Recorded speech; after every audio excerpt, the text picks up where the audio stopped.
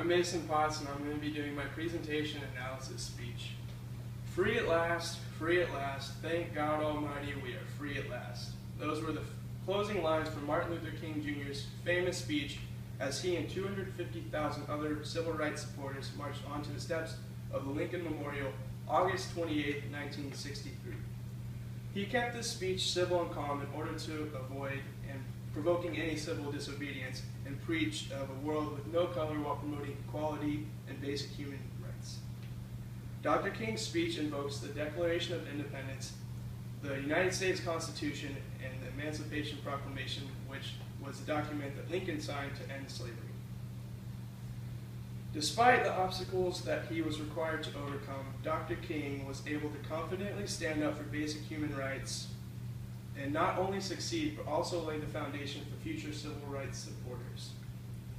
Let me begin by speaking a little bit about the life of Dr. Martin Luther King Jr. According to an article published by Wikipedia on May 11, 2014, Dr. King was born on January 15, 1929 in Atlanta, Georgia. His father, Martin Luther King Sr., changed his name from Martin Lewis to Martin Luther after a trip to Berlin at the Fifth Baptist World Alliance Congress in 1934 in honor of Martin Luther, the German reformer. He was a middle child who grew up singing in his church choir, which he was very passionate about, and he attended Booker T. Washington High School and became known for his public speaking.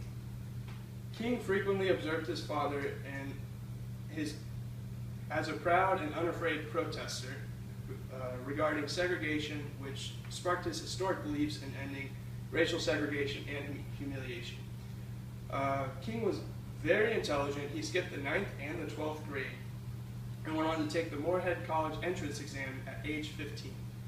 Soon after, King had the urge to serve humanity and made peace with the Baptist Church, and a year later received his degree in sociology and enrolled in seminary school in Chester, Pennsylvania.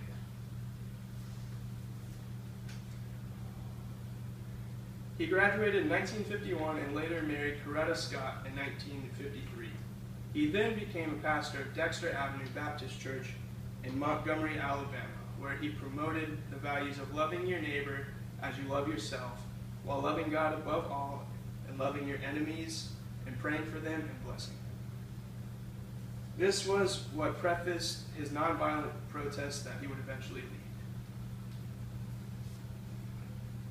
Dr. King's speech was very powerful, especially during the peak of the civil rights movement. And so, even though we face the difficulties of today and tomorrow, I still have a dream. It is a dream deeply rooted in the American dream.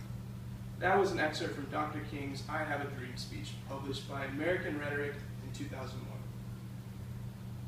King stresses equality in the pursuit of the American dream, and he is consistent in his nonviolent, peaceful strategy while giving the speech in order not to provoke anyone, inciting violence.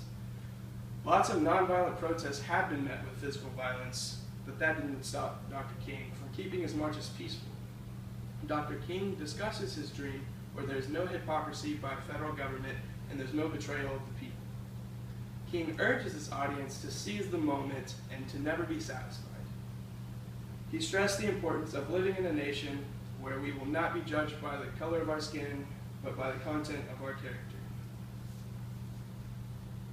He successfully educated and inspired the American people, and with extreme perseverance, Dr. Martin Luther King Jr. changed the world forever. He was able to promote peaceful, nonviolent acts of protest, which paved the way for successful human equality reform. Dr. King proved that we are only to be judged by the content of our character and not by the color of our skin, which enlightened the people to finally begin to accept each other as equals. No other man has changed as many lives as Dr. Martin Luther King Jr. He opened the door of opportunity for people and asked them to walk through themselves. Dr. Martin Luther King Jr. went down in history as one of the most prolific civil rights leaders of all time. And in a time of racial prejudice and violence, one man proved to be the leader that the people needed, the leader that would fight for what the people deserved, the rights and equalities that were theirs, the leader that would take them to the promised land and give them what they needed to live happy and fulfilling lives. The entire movement revolved around an excerpt from that famous speech on the Lincoln Memorial over 50 years ago. I have a dream that one day this nation will rise up and live out the true meaning of its creed. We hold these truths to be self-evident, that all men are created equal.